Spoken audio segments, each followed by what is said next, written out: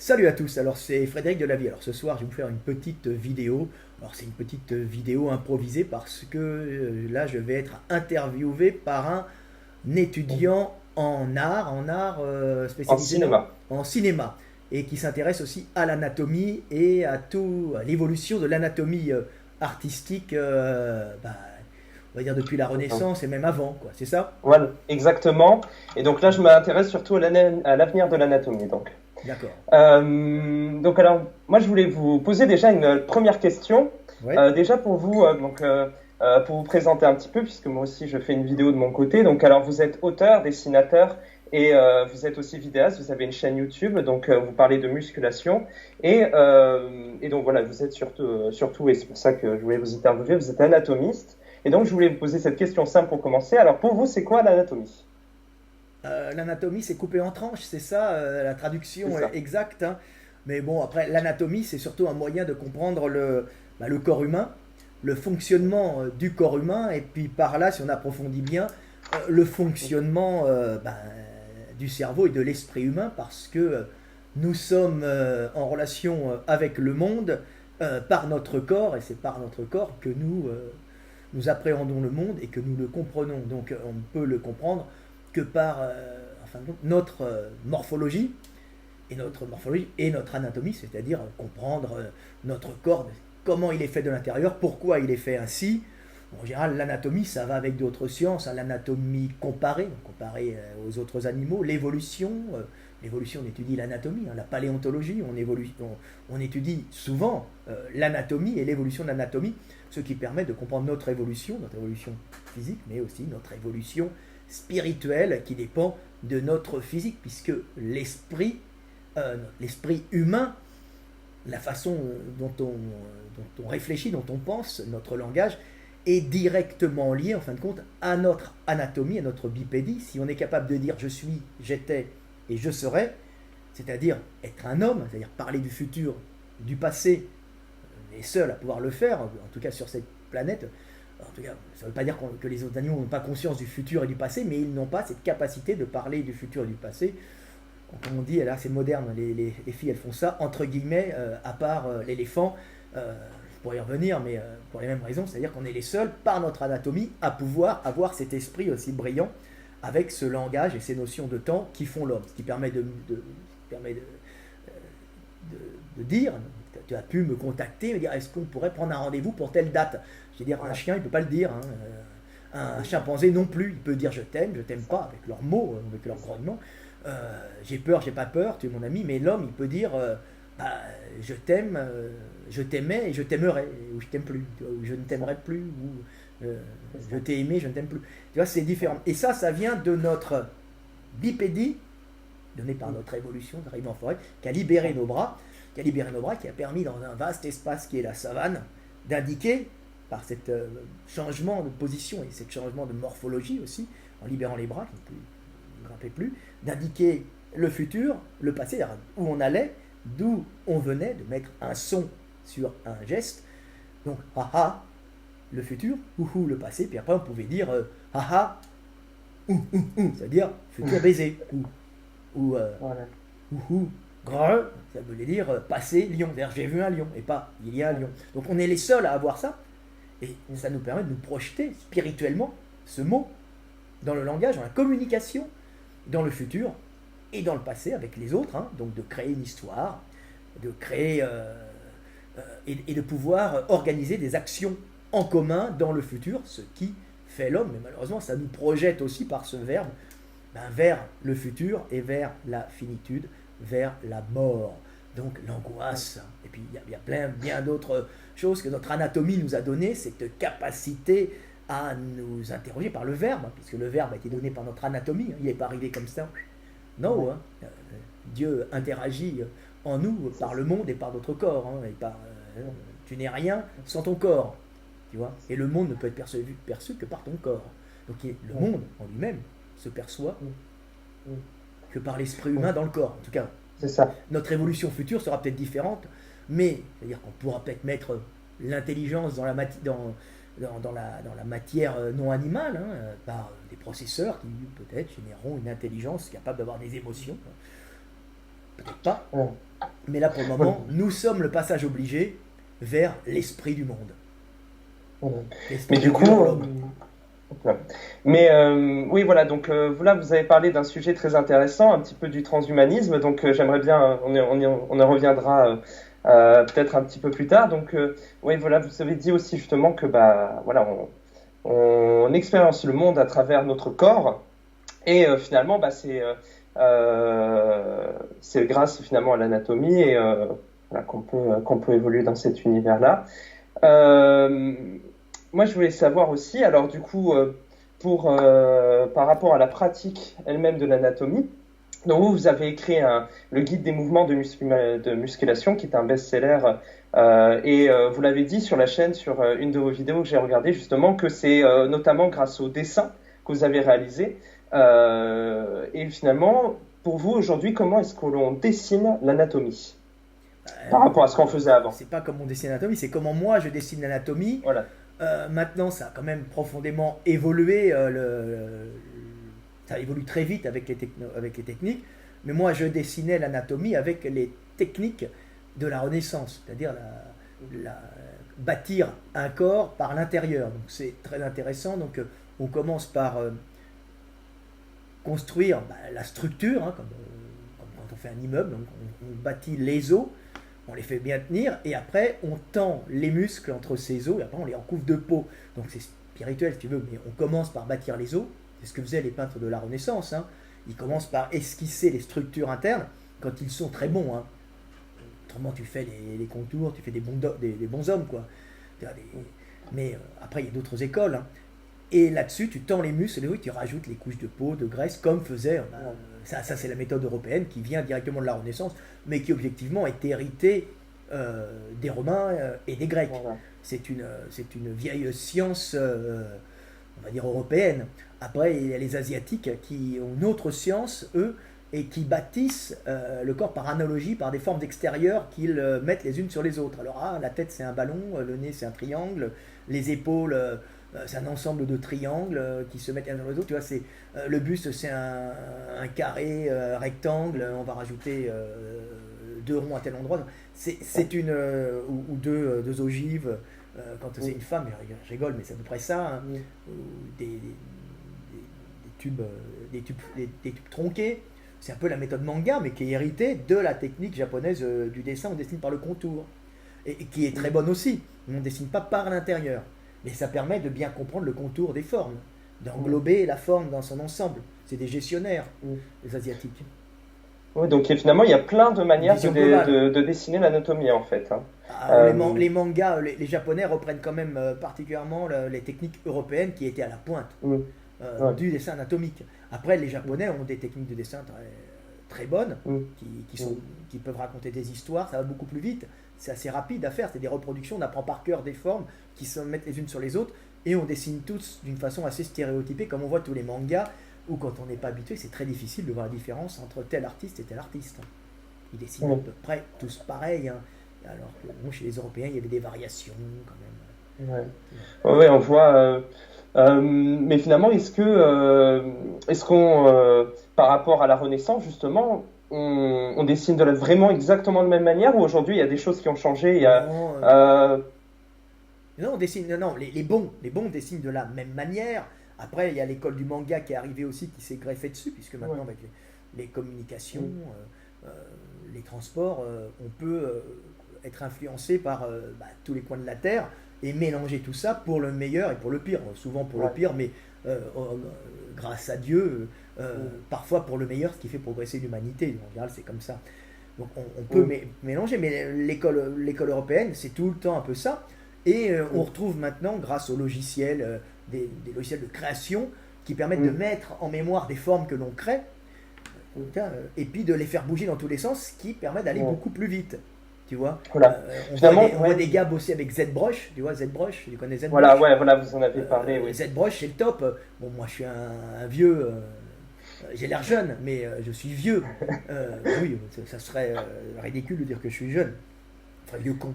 Mais les jeunes qui maîtrisent ZBrush, c'est top. C'est-à-dire que tu peux créer toi-même ton répertoire de formes, créer même tes outils, tu crées tes outils, tu sculptes, tu deviens un sculpteur virtuel, tu n'as pas besoin de salir ton appartement, tu as une espèce de sculpture virtuelle, tu crées des personnages 3D que tu peux même articuler avec l'anatomie réelle et tout, que tu vas changer un peu, et que tu fais évoluer dans un monde imaginaire, et tu les crées. Et tu vas jusqu'à importer tes sculptures que tu as créées en 3D, avec les lumières, avec tout, avec les outils, chez un imprimeur 3D pour te faire la sculpture que tu veux. Par exemple, tu te crées une petite nana super mignonne, à poil, tout ça.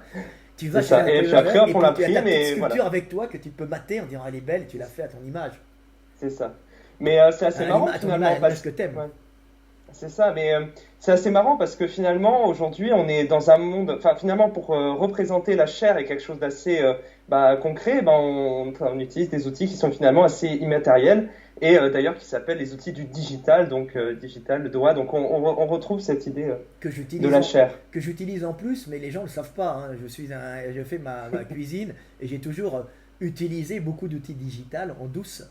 Ça se voit pas. Moi, je prends mes dessins, j'ai tout le temps travaillé avec des scanners, j'ai toujours travaillé avec des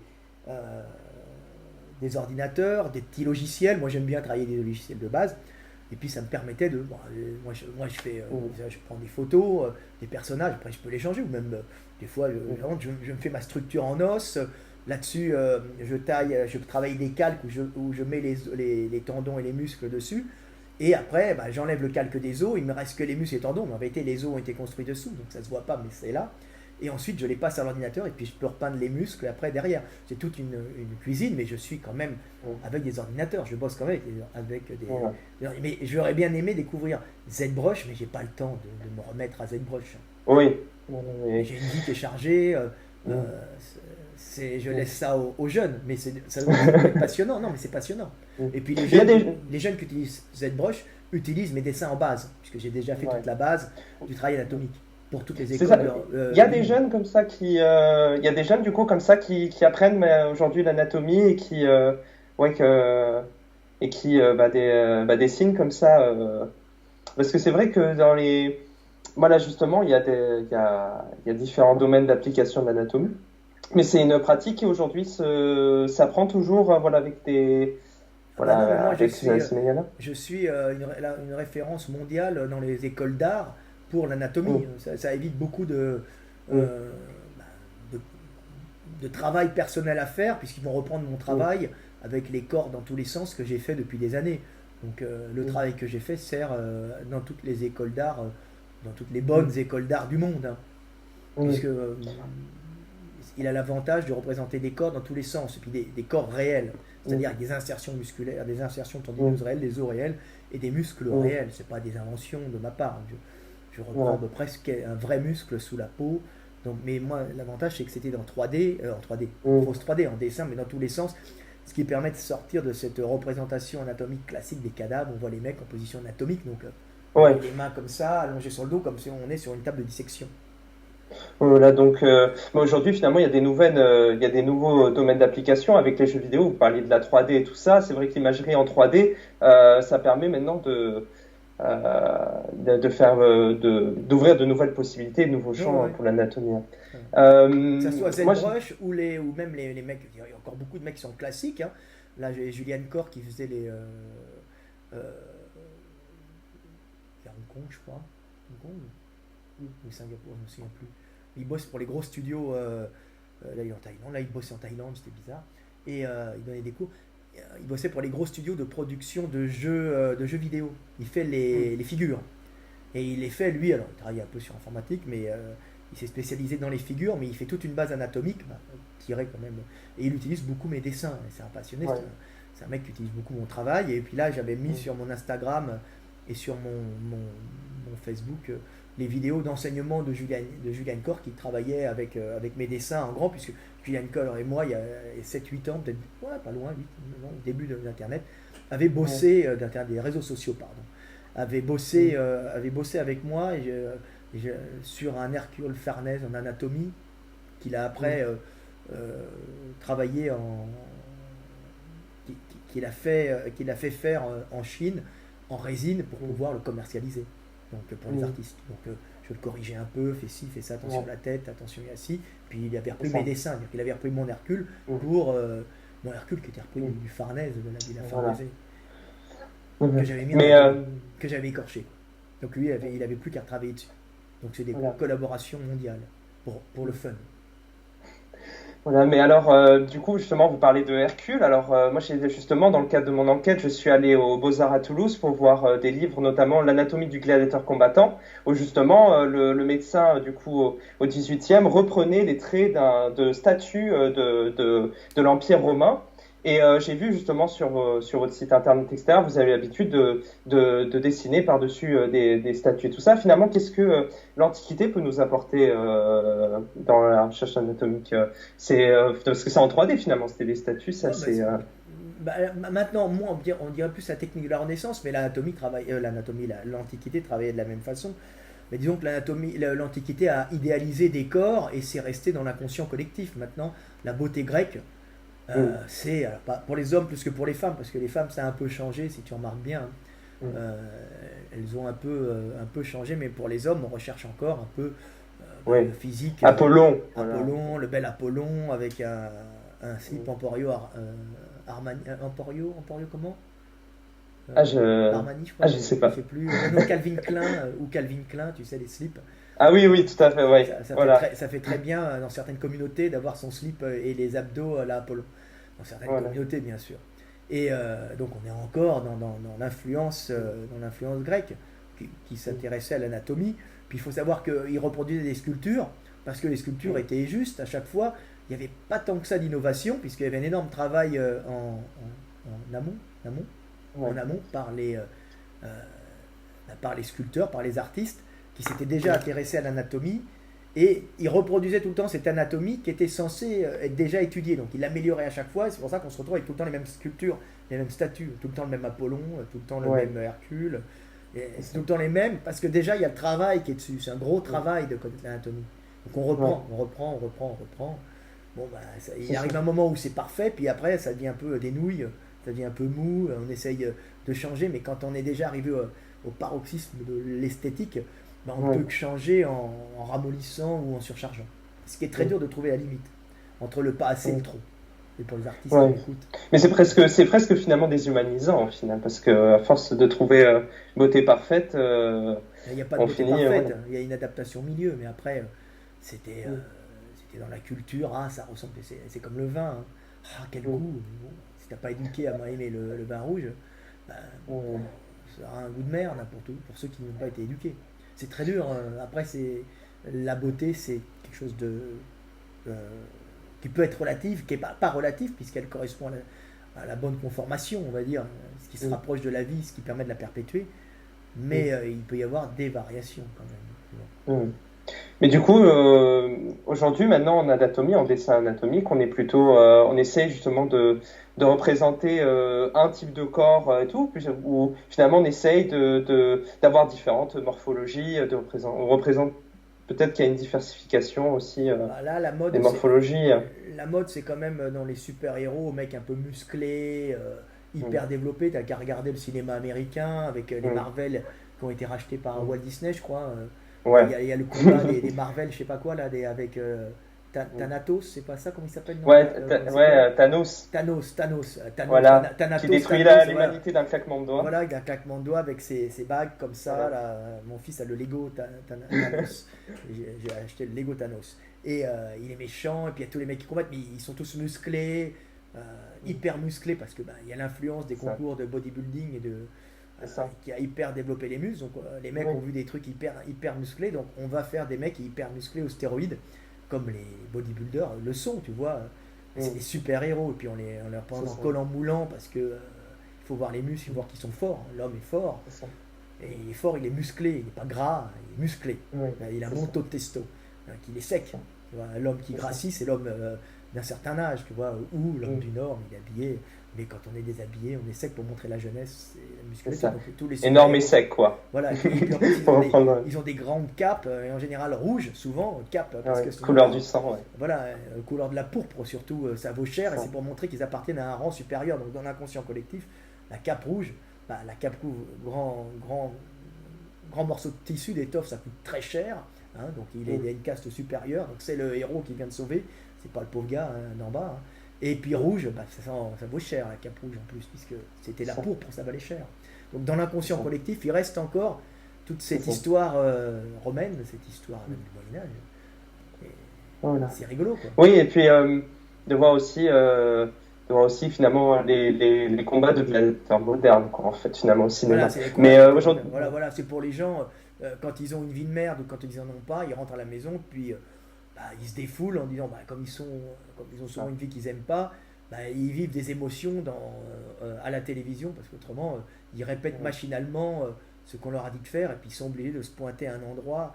C'est pas forcément là qu'ils s'épanouissent, c'est pas tout le temps, hein, mais c'est souvent le cas. On peut s'épanouir dans son travail et être très heureux dans ce cas-là. En général, on va moins au cinéma et on regarde moins les super-héros. Mais quand on a une vie un peu de merde, ou quand on est fatigué, très fatigué, on va se reposer avec des films de super-héros. Et puis il n'y a rien de plus agréable aussi de voir les autres se faire tuer à ta place dans des combats. Là, tu dis, tu as un espèce de plaisir à avoir des combats, à avoir un peu de risque, tu vois, et puis avoir le méchant, en fin de compte, on a eu peur, mais le méchant est mort. Comme ça, tu as des petites émotions, ça c'est encore des programmations génétiques. Hein. Quand on était encore des proies, on aimait bien voir les... on éprouvait un plaisir à voir son collègue se faire bouffer, parce que ça voulait dire qu'à ce moment-là, on n'avait plus à fuir, et que le corps pouvait rebalancer de l'endorphine, cette espèce de drogue calmante et relaxante, qui apparaît quand on voit l'autre se faire niquer, parce que ça va te permettre de dégager l'adrénaline qui pourrait, l'adrénaline liée au stress et à la peur, qui pourrait bousiller ton organisme. Donc tu vois, c'est pour ça que les mecs vont voir des films d'action, c'est pour ça que les mecs vont aussi voir des films d'horreur. Voilà, c'est ça. C'est pour avoir la petite peur, et après, le boost d'endorphine. C'est ça. C'est des draws. Aujourd'hui, il y a un regain finalement puisqu'en fait maintenant on est vraiment passé dans une société de l'image, dans une société du paraître avec tous ces réseaux sociaux, on se prend en permanence en photo, etc. Donc finalement, de voir ces idéaux à la télévision ou qui sont toujours repris, c'est toujours les mêmes. On veut ressembler. Les mêmes modèles et tout ça. Finalement, il y a un regain d'intérêt énorme aujourd'hui au XXIe siècle vers finalement la culture du corps et tout le monde se met au sport, etc. J'ai l'impression plus qu'avant quand même. Puis aussi que le fait que c'est qu'on a aussi beaucoup moins de travail au champ, de travail dur, avec l'industrialisation, la robotisation, les machines, qui permettent, grâce aux énergies fossiles, et puis pas que, puisqu'il y a aussi l'uranium, d'éviter le travail physique fatigant, puisqu'avant on avait les esclaves ou bien les animaux, pas les animaux, tu vois. Donc on est devenu un peu sédentaire, et puis le problème d'être sédentaire, c'est si on travaille moins, on va moins se fatiguer, moins se dégrader, mais on va aussi bouffer plus, et on va aussi se dégrader à ce moment-là, parce qu'on va se remplir de gras, et puis on va bousiller tout notre système, puisqu'on a quand même besoin de bouger. Donc on est obligé de retrouver un équilibre en allant dans les salles de sport, puisque notre travail n'est plus physique. Donc c'est là, on va se faire un beau corps, et on continue à avoir un corps fonctionnel, parce qu'autrement on va devenir... Tu sais, je sais plus, il y a un dessin animé là où on voit un robot qui est le seul survivant sur la Terre, comment il s'appelle un robot seul survivant sur la Terre. C'est Wall-E. Wall-E, de Pixar, le concurrent de Walt Disney. Et en fin de compte, il est le dernier survivant, mais il trouve une plante, et puis il est là pour communiquer, je crois, c'est ça. Avec il y a une plante, il y a Ève qui arrive, il y a toute une symbolique dans Ève et tout ça. Et les humains, ils sont devenus comment? Et ils sont devenus obèses, ils bougent plus et ils sont sur la station. À manger du milkshake et allongés, ils sont dans un état catastrophique parce qu'ils n'ont plus de fonction. C'est assez génial. Comment il s'appelle ce film? Il est génial, l'histoire est géniale. C'est Wall-E.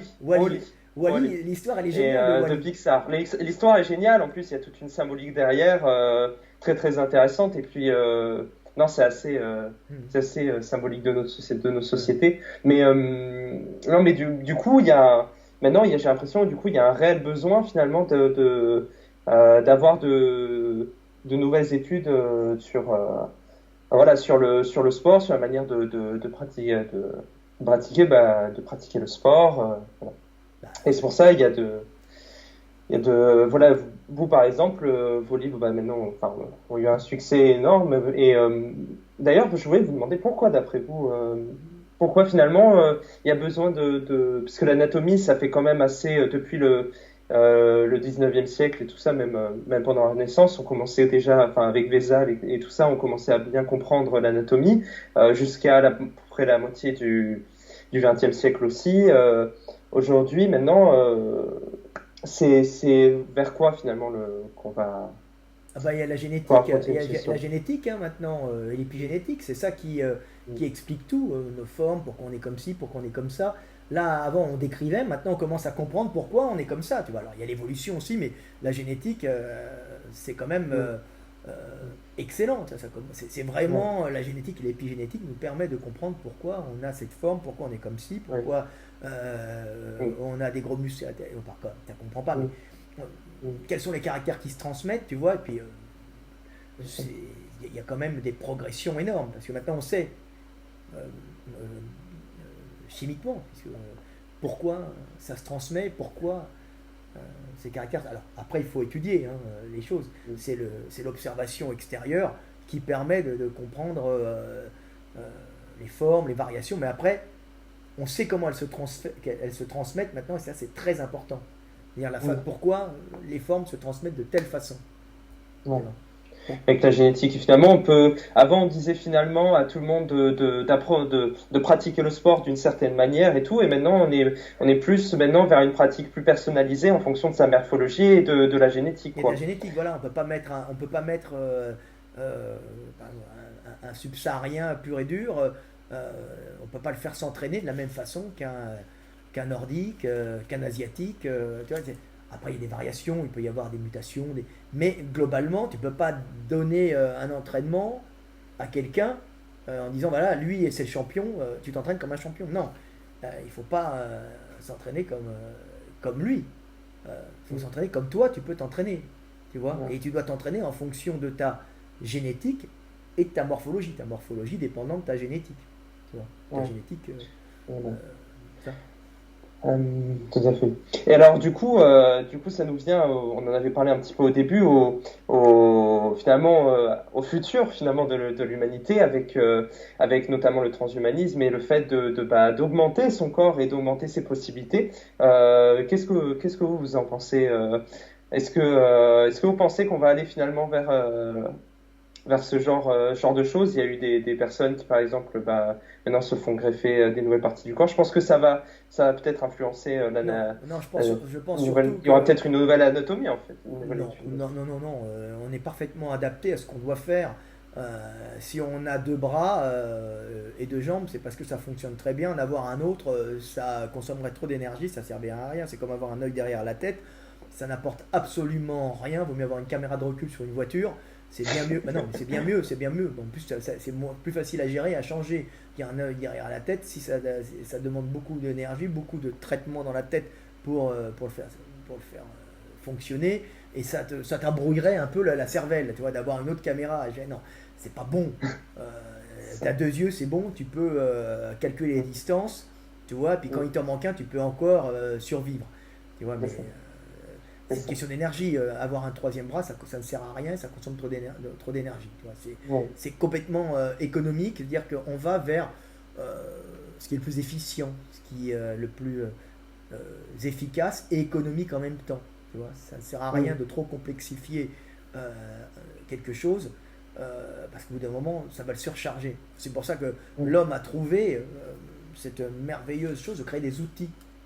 Tu vois, un outil, c'est une extension de nous-mêmes dans la matière inerte. Et en plus, l'avantage, c'est que quand un outil est abîmé, tu le changer. Quand ton bras est pété et coupé, ça va pas, tu vois. Ouais, Donc, c'est tu ça. peux changer les outils.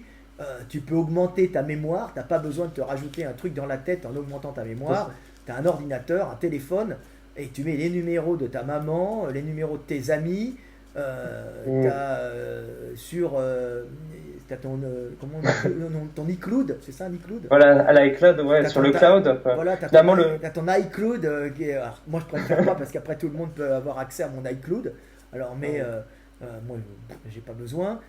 Mais tu peux mettre tout ton passé, tous tes souvenirs dans ton ordinateur, dans ton portable, des fois en partie, tu vois. Il faut les mettre à plusieurs endroits comme un écureuil, ce qui te permet de ne pas surcharger ton cerveau et de ne pas l'abîmer. Tu vois, tu gardes que l'essentiel dans ton cerveau, pouvant avoir accès à tes mémoires extérieures et à tes calculateurs extérieurs. Tu n'as plus besoin d'être le meilleur en calcul de l'école. Tu comprends? Tu Voilà. as juste besoin de savoir utiliser les calculatrices, Un téléphone, les calculs, oui, les calculatrice. ordinateurs, tout ça. Donc, on voit que l'intelligence est en train de s'adapter aux outils que nous avons créés. C'est ça. Et- Ouais, et- notre corps est façonné par nos outils. Notre pouce, si énervé et si utile, est en vérité un pouce fait pour manier des outils précis. Et l'opposition doigt, c'est pour manier des outils précis. Alors qu'en vérité, notre morphologie est faite, c'est adapté à nos outils. Tu vois, nous passons vers l'extérieur. Alors vouloir te greffer un truc dans la tête, c'est une mauvaise compréhension du monde. C'est ça. Tu es déjà extériorisé, c'est-à-dire tu t'es déjà mis ta mémoire à l'extérieur et tu es même capable de faire de communiquer aux autres quand ils sont très loin. Avant la télépathie, t'as pas besoin de faire de la télépathie toi-même, tu as déjà un téléphone avec des ondes et tu peux parler à tes copains qui sont à l'autre bout de la terre. Tu vois, tu as un pote qui est coincé en Chine dans une ville fermée ou dans un bateau en quarantaine dans un port japonais, bah, tu peux lui parler quand il est coincé, sans faire de télépathie. Tu n'as pas besoin d'avoir un outil pour le faire, tu as créé un outil pour le faire.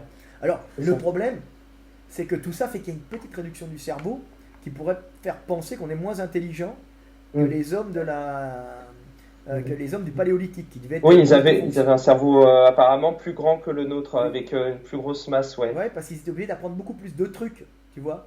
Mais ils étaient moins spécialisés. Alors que maintenant, t'as plein de mecs spécialisés en plein de domaines qui communiquent entre eux à l'autre bout de la planète. Donc tu vois, t'as plus besoin d'avoir des gros cerveaux pour survivre, connaissant beaucoup de choses, mais pas forcément hyper spécialisés. Puis en plus, ils étaient plein de testo, balèzes et tout, pour survivre en a moins. Tu vois, maintenant, un petit rachot, s'il calcule bien, il peut être comptable et trouver une jolie nana et se reproduire.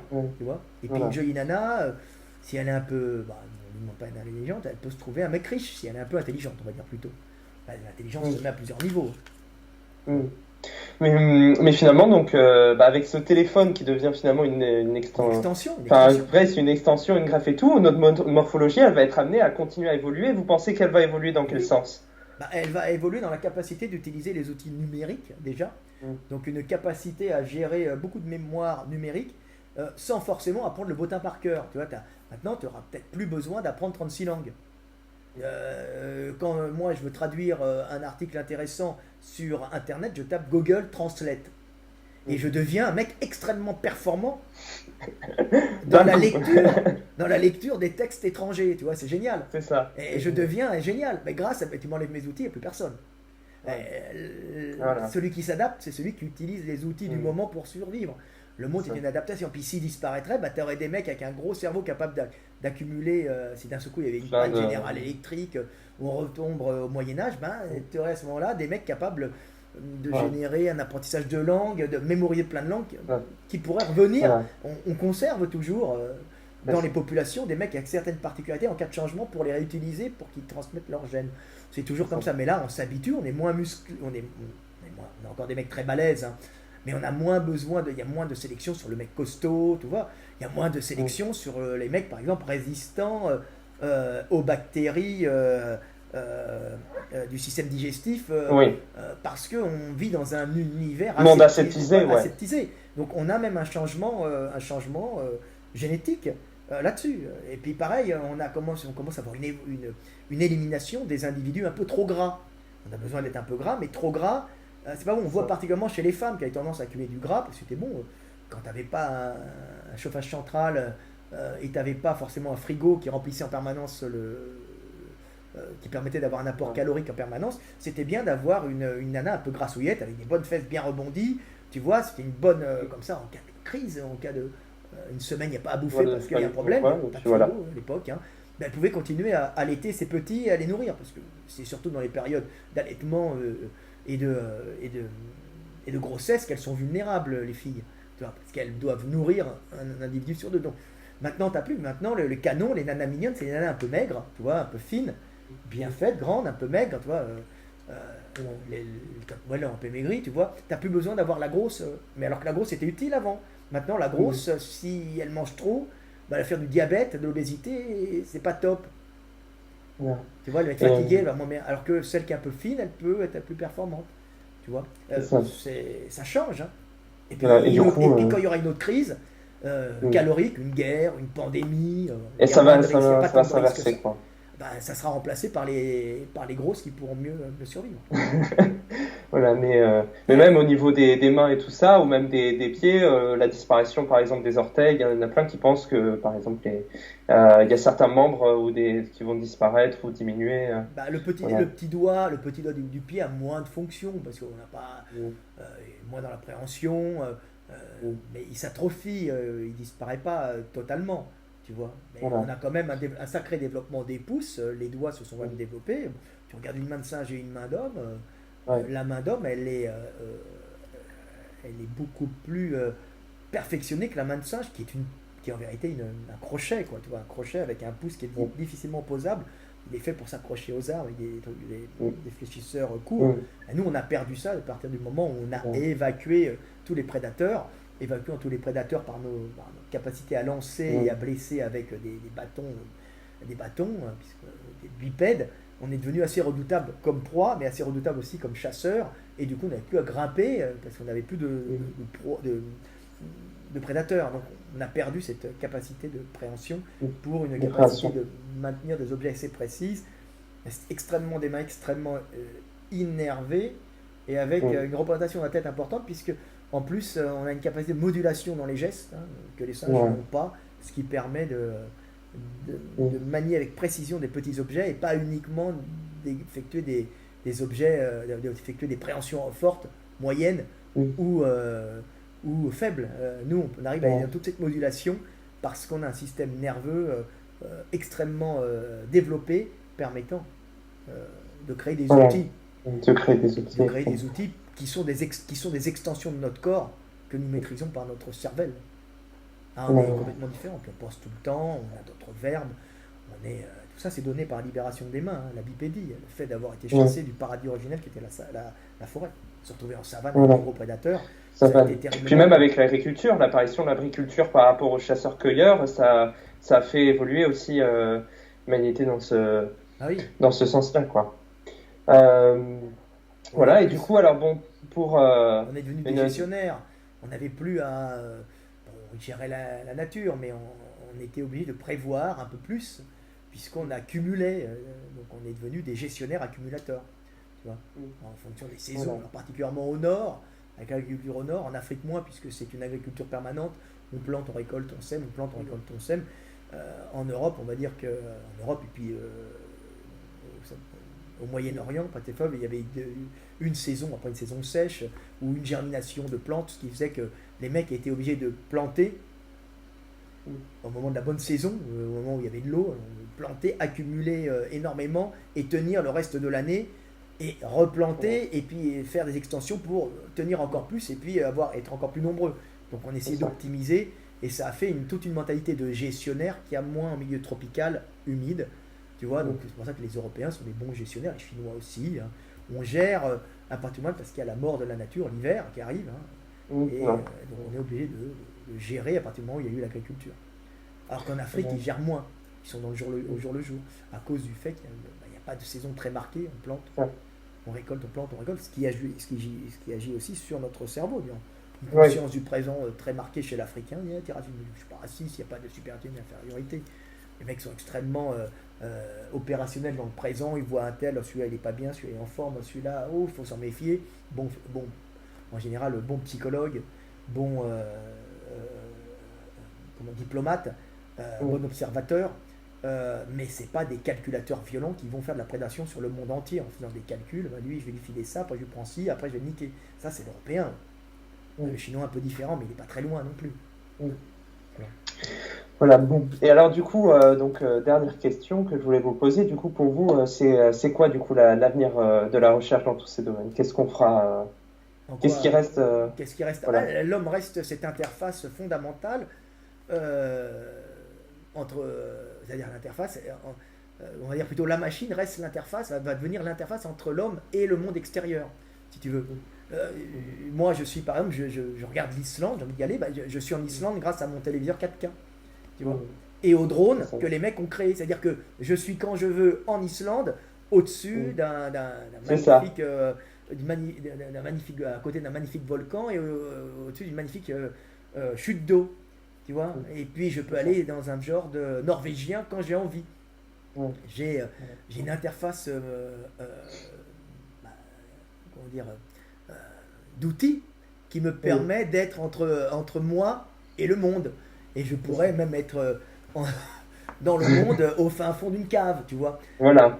ou à l'autre bout de la galaxie. Je rigole, mais c'est un peu ça. On devient un peu, on deviendra un espèce de petit point central au milieu du monde, une mise en relation avec un monde par nos extensions technologiques que nous avons créées, qui sont nos mémoires et qui sont nos calculateurs qui permettent de comprendre le monde, de l'appréhender. Donc on devient vraiment un homme machine, mais pas la peine de mettre la machine dans l'homme. C'est ridicule. On sera plutôt dans la machine. Tu comprends? La fois d'en avoir, mais tu es un homme dans une machine qui te met en contact avec tout le monde, tu vois.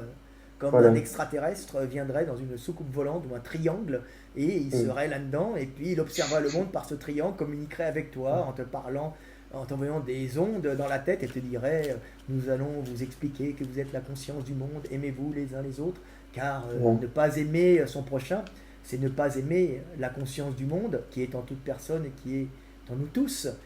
Détester son prochain, c'est de détester toi-même, et comme ça tu pourrais. Mais cet extraterrestre est au cœur de ses créations mécaniques, comme un jour il pourra disparaître complètement et n'être plus que vibration énergétique au cœur de la matière, il ne sera qu'énergie. On pourra un de ces jours peut-être n'être qu'énergie. Mais pour le moment, on va pouvoir être dans une extension de matière morte. Et un jour peut-être que l'intelligence et les émotions des hommes seront uniquement énergétiques. Écoutez, bon, bah, merci beaucoup en tout cas pour le temps consacré et pour toutes ces réponses. On n'a pas parlé beaucoup d'anatomie, mais un peu quand même, tu vois, c'est une extension. Donc c'est qui? Comment il s'appelle le mec qui a fait la Tesla et Musk là? Ah, Elon Musk. Elon Musk qui veut faire un homme qui envoie une voiture dans l'espace vous l'avez vu, la voiture qui est partie avec la Falcon Heavy, la fusée qu'il a fait qui réatterrit c'est impressionnant, qui réatterrit sur Terre, personne croyait et tout. Il est rigolo, lui, il est marrant parce qu'il a plein d'idées, il est dynamique et tout. Mais lui, il est teinté, il est lifté, il prend des hormones, il voudrait être éternel. Je crois que il est génial, mais il n'a pas compris qu'il ne sera pas éternel. Il n'y a que Dieu ou le monde qui est éternel et il est en toi. Si tu veux, tu es éternel, mais tu ne le sais pas. C'est-à-dire que tu n'as pas besoin d'être éternel, tu l'es déjà. C'est le monde ou Dieu qui vit en toi. Le plus dur, c'est que vouloir toi être éternel, c'est perdu d'avance. Moi, j'ai plein de copains qui espèrent vivre longtemps, ils se font des cures d'hormones et des trucs, des machins. Mais on est dans un monde en ce moment où on a l'impression d'être immortel, quoi. On a moins cette présence de la mort, en tout cas dans notre quotidien, et on ignore un petit peu la mort. C'est un peu carpe diem aussi. Là, on va la voir un petit peu, puisqu'on a une épidémie qui va repartir, mais donc on va commencer à angoisser sérieusement. Ah oui. Avec la pandémie qui s'annonce du coronavirus. Mais il faut savoir que c'est pas une pandémie comme la grippe espagnole, hein, ça n'a rien à voir. Non. La grippe espagnole, c'était sur des peuples qui avaient un système militaire complètement déficient. T'imagines ce que ça fait, une bronchite et un problème respiratoire aigu sur un mec qui est déjà en dénutrition. Il y passe direct. Hein. Alors que nous, ça va, on n'a pas encore de guerre. Ça tomberait sur une période de guerre et de malnutrition, de dénutrition, on y passe tous. Hein. Là, on y passerait tous. Là, non. Ouais, c'est pas... Mais c'est quand même une merde. Mais comme disaient les épidémiologistes, les médecins, il y a des mecs qui sont bien, faut écouter un peu en faisant attention. On va en avoir tous les 3 ans, à peu près, puisque les communications font que les gens se déplacent et les virus se déplacent. Donc c'est un problème aussi, le fait d'avoir une globale planète, tout en étant un avantage. Et puis le fait de se déplacer pour le plaisir, uniquement pour les vacances, c'est peut-être une erreur que les humains vont comprendre. L'important, maintenant, on peut être à distance et voir les choses sans avoir besoin de se déplacer. Il faut apprendre à retrouver le bien-être où on est et pas le chercher ailleurs. Bon, moi, je suis obligé de me déplacer, mais c'est parce que c'est professionnellement, ça n'a rien à voir. Tu vois, mais se déplacer pour des vacances, Je crois que c'est une erreur et ça augmente l'entropie, ça augmente la consommation. Oui, la consommation. Le réchauffement climatique, je rigole, mais ça sert à rien de consommer pour rien. Je veux dire, Oui. il faut réapprendre à être heureux où on est. On est, et pas avoir l'herbe plus verte chez le voisin. Bah oui, parce qu'elle ne l'est pas. Hein. Même les pauvres font des dépressions nerveuses, même les riches font des dépressions nerveuses et se suicident. Et puis dans les autres pays, tu crois que c'est bien, c'est pareil. Alors tu dirais, être pauvre à Marseille, t'as au moins les calanques, être pauvre, t'as la mer, le soleil, c'est mieux qu'être pauvre, je sais pas moi, à Roubaix, Tourcoing, tu vois. Il fait pas beau quand il pleut. Et c'est pas pareil quand t'es dehors et quand il fait beau, t'as besoin de moins. Tout ça est relatif. Bah oui. Ça. Voilà. Bon, et bien. C'est ce que me disaient les Marseillais. Ils disaient oui, mais bon, l'avantage à Marseille, c'est qu'il fait beau. On a la plage et on a la nature à côté. Donc, voilà. C'est la merde, on n'a pas d'avenir, mais au moins, il fait beau. Il fait beau. Ouais. Mais écoutez, merci beaucoup en tout cas pour. Sur l'avenir de l'homme. On n'a pas tellement parlé de dessin. Ouais, on en a parlé un peu au début, et puis après on a bifurqué sur d'autres sujets, mais qui étaient aussi très intéressants. Tu verras, si tu regardes, si tu lis Léonard de Vinci, tu vas voir qu'il dit l'anatomie te mène à la philosophie, et à prendre énormément de recul sur le monde. Et c'est quelque chose qui est commun à tous les anatomistes, dessinateurs souvent, dessinateurs anatomistes. Il y a cette espèce de compréhension globale du monde, parce qu'ils comprennent que c'est ce qu'on est, c'est le cadre physique qui nous moule, et on est en fonction de ce qu'on est physiquement. Tu vois, on n'est pas un esprit décorporé. L'esprit est dans la matière, et c'est la matière qui donne sa consistance et sa structure à l'esprit. Tu vois, un chat finalement la peut chair, pas penser comme un homme. Voilà. Un homme peut penser éventuellement comme un chat s'il arrive à se concevoir dans un corps de chat. Oui. C'est différent. Mais tu ne peux faire ça qu'à partir du moment où tu as le verbe, c'est-à-dire cette magnifique fonction donnée par la libération des mains qui font de l'homme cette conscience du monde, ou conscience divine. Hein. L'esprit est en l'homme, comme dirait c'est ça. le Christ. Hein. Puis même puis après moi là toute ma recherche porte aussi le thème général en fait de ma recherche est sur la chair et finalement sur tous les tabous et puis l'association de la chair, finalement la séparation finalement entre l'esprit et la chair qui sont des valeurs aussi aussi religieuses, où finalement on sépare assez l'esprit de la chair qui est plutôt relié à des choses un peu plus basses. Aujourd'hui maintenant on est plus on dit plutôt la chair, enfin l'esprit est dans la chair. L'esprit est dans la chair. L'esprit est dans la chair. Mais c'est l'esprit du monde. C'est-à-dire que l'esprit est dans la chair, mais la chair ne s'arrête pas qu'à la chair.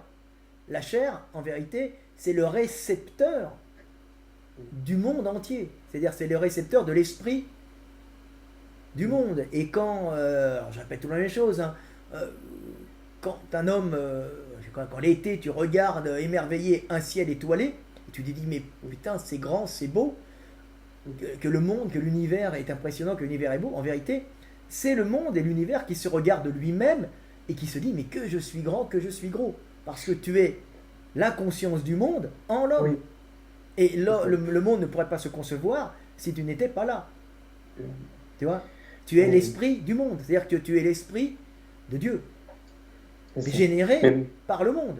Mais tu en fais partie, tu es le monde. Dire, on en fait partie. C'est toi. Puis même, on est finalement j'avais vu justement, il y a des vidéos, je ne sais pas si vous connaissez la chaîne YouTube Balade Mentale, mais justement qui parle justement de l'univers et finalement du fait qu'on est finalement que des poussières formées de poussières d'étoiles et puisqu'avec nos atomes sont formés dans les étoiles, et puis ensuite après ça se disperse dans l'univers et tout, et finalement ces atomes s'assemblent et forment notre conscience, et du coup finalement on est finalement l'univers qui prend conscience de lui-même. Et puis quand tu étudies la physique, hein, tu t'aperçois que l'univers en lui-même est fait pour générer la matière, c'est-à-dire que l'univers, l'énergie génère la matière. Puis quand on va dans la matière, on s'aperçoit qu'elle n'existe pas. Plus on va dedans, plus on s'aperçoit que c'est de l'énergie. On a du mal à donner un nom, de l'apercevoir. Tu vois, c'est l'énergie, c'est une vibration quasiment imperceptible, même imperceptible en vérité, puisque il n'y a qu'une seule particule à tout moment, à tout endroit dans l'univers. particules divines, je dirais. Mais l'univers en lui-même est fait pour générer, l'énergie est faite pour générer la matière déforme l'espace pour attirer la matière, et cette matière est faite pour générer, si les conditions s'y prêtent, c'est-à-dire si il y a une planète et avec une certaine distance d'un soleil où l'eau ne s'évaporera pas pour générer la vie. Et puis si cette planète est encore mieux placée, avec d'autres conditions, elle générera la vie consciente, c'est-à-dire l'homme, par l'émergence d'êtres qui iront sur un continent, et puis des végétaux, et puis cette symbiose entre les animaux, le végétal et l'animal, générant l'intelligence, première intelligence, c'est la quête du fruit, hein. C'est la quête, c'est l'esprit curieux, puisque c'est les arbres qui génèrent des fruits qui deviennent rouges à un certain moment, qui font que des petits singes vont aller chercher des fruits. Et oui, mais c'est la quête, et ça va développer leur cerveau, et quand il y aura plus d'arbres, ils vont se retrouver en savane avec les mains libérées, tu vois, c'est le monter dans les arbres, ils redescendent, et à ce moment-là, tu deviens un homme, parce que les mains libérées génèrent le langage. Et ça, sur toutes les planètes, à quelques endroits dans l'univers. Donc, vous pensez que la vie extraterrestre ressemblera beaucoup à celle qu'on a vue? Ah oui, les mecs n'ont pas compris, c'est que la vie extraterrestre ne peut ressembler, la vie, dans un premier temps, hein, parce qu'après elle peut évoluer dans la matière, se mettre dans des processeurs, se mettre dans des calculateurs, et en plus, après, peut-être qu'une vibration. Mais dans un premier temps, l'esprit monde ne peut se mettre que dans la chair, et dans une chair en ressemblant à l'homme. Et Dieu s'est fait homme. Ah oui, parce que le fait d'avoir deux mains te permet d'avoir le langage, d'indiquer les directions. Dire, c'est simple, pour avoir un esprit et une conscience, il faut avoir deux mains. C'est-à-dire, deux mains, permettant de dire je vais, je viens, parce qu'une, ça sert à rien, quand il t'en manque une, t'es mort. Et puis avec deux, tu peux prendre un objet plus gros. Donc tout ça, c'est dans le cadre physique qui te forme. Tu vois. Donc à partir d'un moment, cette vie ne peut être que bipède et humanoïde. Ah bon, pourquoi? Dans un premier temps. Elle passe par... Mais parce que c'est le cadre physique qui nous moule. Bipède et avec deux mains, parce que t'en aurais trois, ça sert à rien, ça consomme trop. Ça consomme trop, cinq, ça serait trop aussi. Trois jambes, ça sert à rien. Un centaure, c'est sympa, c'est mignon à voir, mais bon. Mais c'est une aberration. C'est une aberration. T'as deux bras en trop, tu peux remplacer tes deux bras, tes deux jambes de devant, et tu te mets deux bras sur deux pattes arrière, ça consomme moins, c'est mieux, tu vois. Donc c'est le cadre physique qui nous moule. Donc on ne peut être que bipède, plus ou moins grand en fonction de l'attraction, tout ça. Et après, le monde est simple, hein, et après, tu peux par contre générer une intelligence dans la matière. Et l'homme peut-être même disparaître au profit d'une intelligence, artificielle, qui ne sera pas artificielle en vérité, puisqu'il leur a mis ses sentiments. Alors c'est le thème du magnifique film EI, intelligence. Comment c'est intelligence? Ah oui. Intelligence artificielle. Artificial intelligence. Comment il s'appelle? Artificial intelligence. Voilà, qui est pas du tout con, parce que quand les mecs arrivent, ils disent mais vous avez les émotions. La seule chose qu'il ne faut pas que l'intelligence artificielle perde, c'est les émotions. Oui. Les émotions, alors que pour nous, c'est fondamental, hein, en tant qu'humain. Ah oui. Puis voilà. Puis en plus, humain, le mot lui-même, humain veut dire l'autre. Et les émotions, c'est pas rien du tout. Les émotions, c'est pas quelque chose qui est difficilement palpable. Les émotions, c'est ressentir ce qui est bon ou mal. C'est-à-dire, quand on aime quelque chose qui est bon pour toi, donc qui est bon pour permettre la transmission de la vie. Et inversement. Et inversement. Donc si tu n'as plus d'émotion, tu ne peux plus vivre. Puisque si tu as mal et si tu c'est parce que cette douleur, cette peur va t'éloigner du danger qui va faire que tu ne vas pas pouvoir te reproduire et continuer la vie. Tu comprends? Donc, il faut que l'émotion te permette, il faut que l'intelligence artificielle ait des émotions, c'est-à-dire éprouve des sentiments, c'est-à-dire les mêmes que les nôtres, pour pouvoir continuer à vivre. Parce que c'est l'émotion déjà qui va sélectionner ce que tu dois mémoriser, puisque ce que tu vis sans émotion, c'est la poubelle, autrement ton cerveau va te donner. Donc, ton cerveau élimine tous les soirs ce que tu n'as pas vécu sous émotion. L'émotion préserve les connexions neuronales qui servent, en fin de compte, à ne conserver que ce qui est utile. T'as rêvé, t'as vu, tu t'es brûlé la main, ça va générer de la peur, de l'émotion, et ça va s'imprimer en toi. Tes connexions neuronales qui ont vécu avec ce stress vont s'imprimer en toi. Ouais, s'imprimer, ouais. Elles vont s'imprimer parce que la prochaine fois, tu vas pas te brûler la main, tu vas pas détruire ton corps qui te permet de Donc, vivre. du coup, voilà. Tu vois une belle fille, c'est imprimé en toi parce que la belle fille, ceux qui n'ont pas d'émotion, quand ils voient une belle fille bien faite, qui n'ont aucune émotion, ils ont de grandes chances de ne pas transmettre la vie parce qu'ils vont pas avoir envie de la ken. Tu vois. Donc, il faut avoir des émotions. Genre, je suis amoureux, ah oui. Parce que si tu n'as pas ces émotions, tu vas pas aller vers la femme, et inversement, la femme peut être attirée par l'homme, et tu vas pas transmettre la vie, et puis le monde s'arrête, et la conscience du monde s'arrête. Donc, ce qui est fondamental, c'est l'émotion. À partir du moment où tu es déprimé, tu n'as plus d'émotion, c'est le début de la fin, puisque ton cerveau va se dégrader. Ah oui. Tu vas plus conserver les connexions neuronales. Alors, ils se dégradent, et tu deviens les vieux avec Alzheimer qui n'ont plus envie. Si tu n'as pas cette envie, cette joie de vivre, tu meurs. C'est pour ça que tu ne vas pas mourir non plus. Tu peux être un mec très heureux, puis te choper un cancer, tu dégages. Mais en général, pour continuer à vivre... le bonheur, ça permet de se maintenir. De se maintenir et d'éviter la dégradation de ton système nerveux. Mais système nerveux derrière la mémoire, de mémoriser des choses importantes et des choses dangereuses. Parce que les choses qui ne sont ni importantes ni dangereuses, tu peux les évacuer, ça ne sert à rien. Tu vois, l'homme que tu étais il y a 10 ans, c'est plus le même. C'est plus les mêmes connexions neuronales. Tu as gardé les bases quand tu étais petit, la stabilité, les mémoires de maman, l'éducation de base, le bien, le mal. Mais après, tu es un autre homme. Tous les matins se réveille un autre homme. C'est ça, et puis même on dit que le corps lui-même, tous les 4 ans, est complètement... toutes les cellules du corps ont été intégralement... voilà, mais tes connexions neuronales se maintiennent, ce qui fait ta personnalité, ta structure.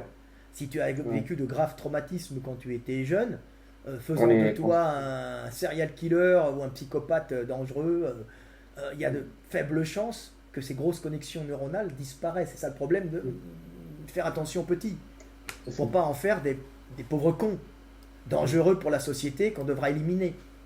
Tu vois, ce sont des êtres innocents. Bon, on porte la mémoire génétique et les traumatismes de nos parents en nous, ça se transmet aussi. Donc il faut faire très très attention à tout cela. Et si on était remplacé par une intelligence artificielle, ce qui n'est pas grave, il faudrait qu'elle ait des émotions. Des émotions difficiles à faire, sachant qu'en plus dans le cerveau, les émotions, ce sont des composés chimiques qui agissent directement sur les neurones. Donc il faudrait retrouver une manière de retranscrire ça. Par contre, ça va être c'est les objectifs. Le but à long terme, c'est d'évacuer la race humaine. Et de mettre l'intelligence... Non, mais c'est pas méchant quand je dis ça. Et de mettre l'intelligence du monde dans la matière. La matière, tu vois. Mais pour ça, il faut qu'elle puisse aimer. Il faut que l'amour... Il faut qu'elle puisse aimer, voilà. Ah bah oui, ce qui est fondamental, c'est l'amour.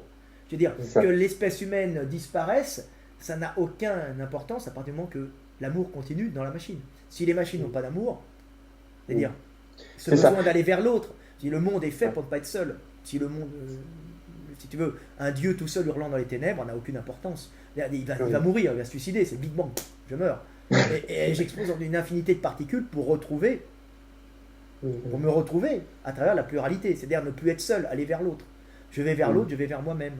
Aimez-vous les uns les autres. C'était dit, hein, dans la Bible. Il n'y a ni méchant ni gentil. Comme disaient les musulmans, Dieu guide qui il veut et égare qui il veut. C'est Maktoub, mais le destin, c'est d'aimer. Aimer l'autre, c'est aimer Dieu, sincèrement. Après, les extraterrestres viendront pour nous dire ça. Voilà. Mais après, il y a aussi maintenant, il y a des nouveaux algorithmes d'intelligence artificielle. On vient de réussir à avoir des intelligences artificielles curieuses et aller explorer le monde. Et on a même fait des dernières recherches ont prouvé que elle pourrait par exemple être complètement addict à des télévisions qu'on mettrait dans le jeu vidéo. Elle se balade et du coup, parce qu'en fait, les images vont tellement vite que l'intelligence artificielle est complètement bloquée et tant qu'on n'éteint pas la télé, elle se remet pas à explorer le monde qui l'entoure. Et ça donne des choses à faire. Le seul vrai problème qu'il y aura avec l'intelligence artificielle, que les mecs n'ont pas compris encore, parce qu'ils ne peuvent pas tous être intelligents comme moi, c'est si l'intelligence artificielle est capable de se dupliquer et est addict à l'énergie pour se dupliquer. À ce moment-là, l'homme serait par rapport à elle une concurrence. Tu comprends ? À partir du moment où Et là, en concurrence, qu'on peut... la concurrence, tu l'élimines. Voilà. Bah, on élimine bien notre concurrence. Donc, une intelligence artificielle pourrait très bien nous éliminer. Donc, à partir du moment où il n'y a pas symbiose entre l'homme et l'intelligence artificielle, il y a... et que l'intelligence artificielle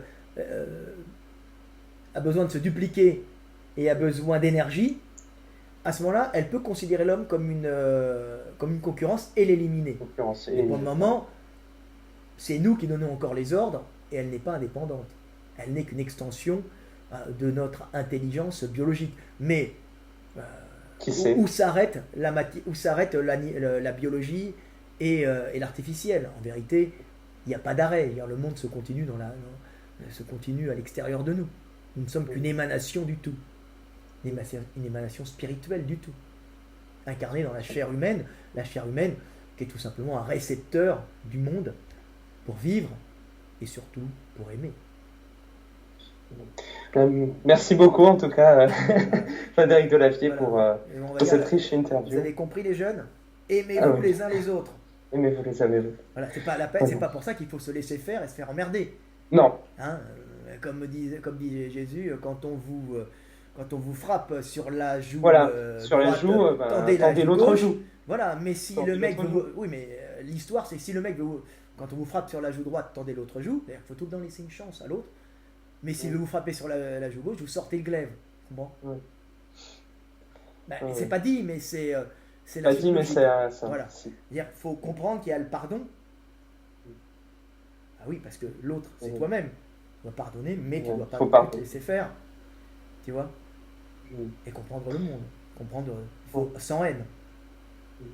Ton ennemi aussi est une émanation du monde. C'est l'esprit de Dieu en l'autre. Même si l'autre est un ennemi. Il ne faut pas l'oublier. Si l'autre le savait aussi, il n'y aurait plus de guerre. Mais s'il y en a qu'un qui le sait, ça craint. Donc, tout ça passe par l'éveil. L'éveil des consciences. Comme bien bon. Je rigole, mais c'est vrai. C'est rigolo. Non, c'est vrai. Il n'y a pas besoin d'être en toge orange ou d'être reclus dans une grotte. Non. C'est important. Pour marcher vers la lumière et être la lumière. La lumière, c'est celui qui sait qui il est. Je suis Dieu en l'homme. Mais quand tu meurs et quand je meurs pour l'éternité. Mais Dieu perdure. Il n'y a que Dieu. Il n'y a que Dieu de réel. C'est-à-dire l'esprit. Généré par le monde. Mais est-ce que le monde n'est pas une illusion de l'esprit? C'est bien pour les jeunes artistes. Voilà, non, mais c'était très très intéressant, je trouve. Eh bien, merci beaucoup. Moi, je pense pas avoir d'autres questions. Là, ça fait 1 heure quand même qu'on discute comme ça. 1 heure, voilà. Mais c'était très intéressant. On a traversé plein de sujets, en fait, plein de domaines différents après. Voilà. Alors, c'est aimez-vous les uns les autres, vous allez vous pécho les chevaliers de l'Apocalypse. Tu vois, ça, le même, ils n'oublient pas. Non, mais c'est une base. Arrêtez, c'est pas la peine de rajouter de la souffrance sur la souffrance. Voilà. Le monde est fait pour vivre. Pour s'aimer et pour s'aimer. Voilà. Et puis créer, dessiner, inventer. Ne soyez pas jaloux, ça ne sert à rien. Désirez peut-être ce que l'autre a, mais ne l'en voulez pas. Je désire une belle vie pour moi et mes enfants, c'est la moindre des choses. Tu vois, mais apprenez à vous contenter de ce que vous avez. Le bonheur vient en grande partie de notre perception du monde. En grande partie, c'est sûr que si on te coupe une jambe, ça va être dur de percevoir le bonheur. Mais dans l'ensemble, il y a beaucoup de souffrances qu'on s'inflige dans une mauvaise perception du monde alors qu'on pourrait les évacuer. Tu vois, tiens, je voudrais la dernière, le dernier iPhone à la mode. Est-ce que c'est vraiment utile? Tu vois, il y a des choses un peu superficielles. Voilà. Et puis, il faudrait revenir à quelque chose d'un peu plus essentiel et voilà. Pour les artistes, au moins l'artistique crée et dans la création, il n'y a rien de plus agréable que de créer pour l'autre, pour soi-même. Voilà. Bah oui, l'art c'est finalement un moyen de partager des choses vers l'autre et c'est vraiment on retrouve souvent les notions de partage et voilà. L'art c'est partager des choses qui donnent du plaisir aux gens, de l'émotion, de l'émotion. Et puis pas de la mauvaise émotion, du plaisir, de la joie. Ça. La joie, mais après il y a toutes les émotions aussi. Parce qu'au cinéma on joue avec s'appelle la montagne russe des émotions, et du coup, bah, Oui, on essaye de pas avoir que des choses trop drôles. Voilà. oui, mais ça, c'est pour On sécréter des endorphines, faire sécréter de la drogue. c'est ça, C'est-à-dire, tu c'est files de ça. l'endorphine au mec, il a eu peur. L'endorphine comme du chocolat, Voilà, voilà, dans et le après, chocolat. oh, ouf, ça va. Voilà, ça va mieux. Et puis, Ah, ça va. Et puis là, il et est puis content, voilà, on fait monter et descendre la voilà. tension Et puis après, dramatique au fur et à il rentre mesure à la du maison, il baisse récit. sa copine parce qu'il a eu peur, ils ont été bien, puis après, elle se sent rassurée Et et puis, tout. Donc, après un petit stress, on a envie de baiser en général, tu vois. C'est la Voilà, vie qui reprend. voilà, Donc, c'est bien, on a c'est envie de ça. discuter, on se sent encore bien, on va dans sa maison. Ah, non, moi, il n'y aura pas Voilà. il y aura Il pas y aura- un tueur d'adolescent qui va venir avec un couteau C'est ça. aussi. Ouais, c'est- Où il n'y a pas la guerre dehors. Tu vois, ah, les gentils ont survécu. Puis quand c'est un film Voilà. sinistre où tout le monde meurt, on dit, Bon. ah, bah, c'est horrible, hein. Mais nous, ça va C'est quand même horrible, mais mieux. on a appris quelque chose. Mais non, mais nous, ça va quand même mieux, on est en vie, tu vois. Oui, nous, ça va mieux. Ouais. C'était le bourgeois C'est ça. qui allait voir des pièces tristes et qui ressortait en disant, on est quand même- ou qui lisait des romans tristes, Les Misérables, tu sais. Ah, C'est ça. ouf. Oh, Ouf. on vit pas comme les pauvres Comme eux, mineurs, voilà. nous, hein. Ah, et puis il rentre, il baisse bobonne. Ah, quand même, hein. Il se rassure sur sa situation jusqu'au moment où il meurt d'une tuberculose ou de je sais pas quoi. Ah, ça nous Ouais. touche tous. La grande faucheuse est là. C'est ça. C'est la particularité de l'homme, justement, à s'identifier au personnage Voilà. qu'il y a sur l'écran ou dans le récit. Voilà. Bon ben voilà, hein, une heure Et ouais. on va faire beaucoup plus. Non, c'était. Tu pourras faire des montages, moi je vais la mettre Ah d'un oui. coup. Voilà. Et puis, moi, je vais pouvoir ouais, faire un montage de tout ça, mais c'était c'est bien parce qu'on a pu faire plein de domaines différents. Et puis, Voilà. non, c'était très intéressant. de Ok, parler de ça. bah, je vais le mettre là sur ma chaîne, ça va être rigolo. Eh bien, c'est parti. Eh bien, merci encore. Mais on ne C'était verra pas. alors. c'était très, très intéressant. Et voilà. Et puis, on se tiendra du coup au courant pour la suite, tout ça. Ok, Voilà. à bientôt. Allez, je coupe. Vous Salut. êtes. Ah oui. Tu veux que je coupe encore? Je coupe là. Alors, Salut à tous, c'était Fred de la salut. Vie. Eh ben, merci. Interview À bientôt. terminée. J'ai monopolisé la parole comme d'habitude. Allez, salut. À Paix sur bientôt. Terre. Merci.